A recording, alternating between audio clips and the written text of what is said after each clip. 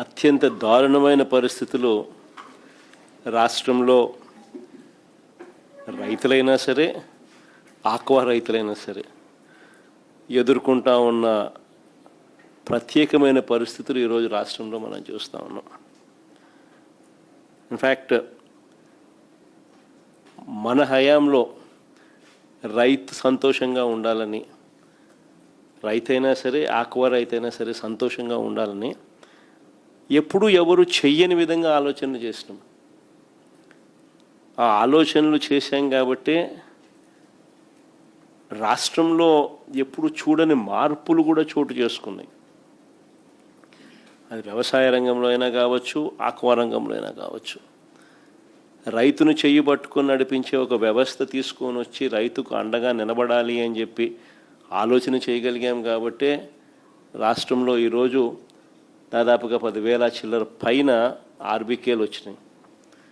అదే మాదిరిగానే ఈ ఆక్వా ప్రాంతంలో సాగు చేసుకుంటా ఉన్న రైతులందరికీ కూడా అక్కడే ఆర్బీకేలు, ఆ ఆర్బీకేల్లోనే ఆక్వా రంగానికి మేలు జరిగించే విధంగా ఫిషరీస్ అసిస్టెంట్లు, వీళ్ళంతా కూడా గ్రామ సచివాలయాలు పక్కనే ఈ ఆర్బీకేల పరిధిలో ఫిషరీస్ అసిస్టెంట్లు. దాదాపుగా ఈ ఆక్వా ప్రాంతాలలోనే సాగుకు నాణ్యతతో కూడిన సీడ్ టెస్టింగ్ అయితేనేమి, ఫీడ్ టెస్టింగ్ అయితేనేమి, అన్ని విషయాలలోనూ చేపట్టుకుని నడిపించే విధంగా 35 ఆక్వా ప్రాంతాలు, ఆక్వా రంగంలో ఎక్కువగా పండించే ఈ ప్రాంతాలు, ఈ నియోజకవర్గాలు, ఈ ప్రాంతాలు 35 ఇంటిగ్రేటెడ్ ఆక్వా ల్యాబ్స్ ఏర్పాటు చేయడం జరిగింది. 35 ఆక్వా ఇంటిగ్రేటెడ్ ల్యాబ్లు, 782 ఆర్బీకేల్లో ఫిషరీస్ అసిస్టెంట్లు, ఇవన్నీ కూడా ప్రతి అడుగులోనూ చేయి పట్టుకొని నడిపించేటివి. వీటికి తోడు అప్సడా చట్టం, ఏపీ స్టేట్ ఆక్వా డెవలప్మెంట్ అథారిటీని తీసుకొచ్చి దానికి ముఖ్యమంత్రి హోదాలో ముఖ్యమంత్రి దానికి చైర్మన్గా పెట్టి ప్రతి అడుగులోనూ కూడా రైతును చేయి పట్టుకొని నడిపించే విధంగా చర్యలు తీసుకుంటూ, సిండికేట్ అనేది ఎక్కడ కూడా రైతును ద్రోహం చేసే విధంగా ఉండకూడదు అని చెప్పి కట్టడి చేసే కార్యక్రమాలు కూడా జరిగాయి. ఇవన్నీ ఒక ఎత్తు.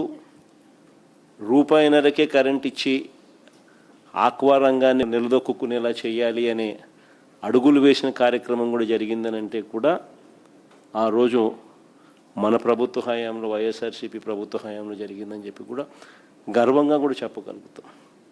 క్రమం తప్పకుండా ఇన్ఫ్యాక్ట్ రూపాయిన్నరకే కరెంట్ ఇవ్వడం వల్ల దాదాపుగా 3,300 కోట్ల సబ్సిడీ కూడా మనమే ఇచ్చినాం. అంతకుముందు మనం ఆక్వా రంగానికి రూపాయిన్నరకే కరెంటు ఇవ్వాలి అని మన మేనిఫెస్టోలో పెట్టి ఇంప్లిమెంట్ చేసే కార్యక్రమం చేసినాం. మనం చెప్పినాక చంద్రబాబు నాయుడు ఎన్నికలకు 6 నెలల ముందు ప్రజలను మళ్ళా మభ్యపెట్టేందుకు, మోసం చేసేందుకు అప్పటిదాకా ₹3.85తో ఇచ్చిన కరెంటును ₹2 అని చెప్పి మనం చెప్పిన తర్వాత తీసుకొచ్చే కార్యక్రమం చేసి ఓ జీవో ఇచ్చాడు. కనీసం అక్కడ చిత్తశుద్ధి లేదు. జీవో ఇచ్చాడు కానీ ఆ 330 కోట్లు కూడా మళ్ళీ మన ప్రభుత్వం వచ్చిన తర్వాత మనం రిలీజ్ చేసినాం. ఈ మాదిరిగా చిత్తశుద్ధి లేకుండా చేసిన కార్యక్రమాలు అటువైపున, చిత్తశుద్ధితో చేసిన కార్యక్రమాల ఫలితం నిజంగా ఆక్వా రంగం నిలదొక్కుంది అని చెప్పడానికి ఎన్నెన్నో ఉదాహరణలు ఉన్నాయి. ఇన్ఫ్యాక్ట్ రాష్ట్రానికి బెస్ట్ మెరైన్ స్టేట్ అవార్డులు ఫిషరీస్ డిపార్ట్మెంట్, సెంట్రల్ గవర్నమెంట్ ఇచ్చింది. వరుసగా 2021, 22, 2023, 24 ఆంధ్ర రాష్ట్రానికే అవార్డ్స్ వచ్చినాయి. అవార్డులు రావడమే కాదు, ఆ రోజుల్లోతో కంపేర్ చేస్తే 2018-19లో 38 లక్షల టన్నుల రొయ్య మత్స్య ఉత్పత్తులుంటే 2022-23 నాటికి ఏకంగా 51 లక్షల టన్నులకు పెరిగాయి. అంటే మన ఇనిషియేటివ్ తీసుకుంటే చిత్తశుద్ధి చూపితే ఏ రకంగా పెరుగుదల అనేది ఉంటుందన్న దానికి కూడా నిదర్శనాలు ఇవన్నీ కూడా. ఫీడ్ ధరలు కూడా మన హయాంలో కూడా అడుగులు ముందుకు వేస్తూ వీళ్ళంతా కూడా సిండికేట్లు ఫామ్ అయ్యి వీళ్ళంతా కూడా 3 సార్లు పెంచితే 3 సార్లు ఉపసంహరించుకునేట్టుగా చేసినాం. పెంచిన ప్రతిసారి వెంటనే అప్సడా రంగంలోకి దిగడం, వాళ్ళని పిలిపించడం, వెంటనే ఆ ధరలన్నీ కూడా ఉపసంహరించుకునేలా చర్యలు తీసుకోవడం 3 సార్లు. మనం హయాంలో ఇవన్నీ కూడా అడుగులు వేగంగా పడ్డాయి కాబట్టి నిలదొక్కుకోగలిగినాం.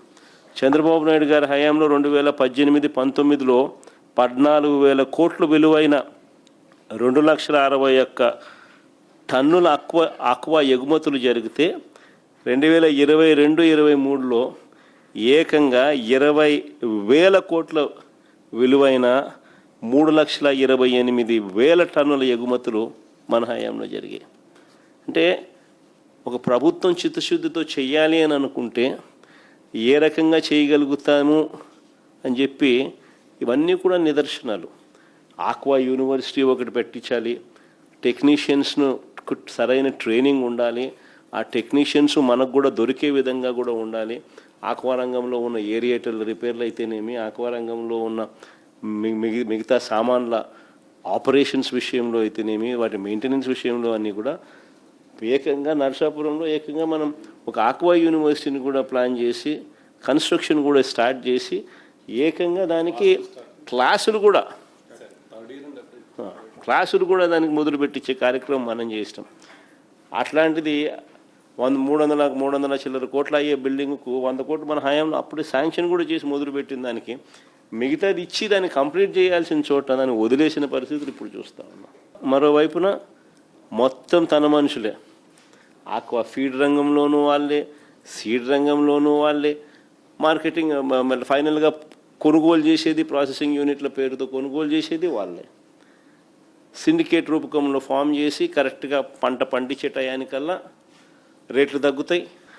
ప్రతి అడుగులోనూ కూడా రైతులను మోసం చేస్తూ రైతులు నష్టపోయే విధంగా అడుగులు వేస్తూ ఉన్న ఈ ప్రభుత్వానికి నిజంగా బుద్ధి రావాలి.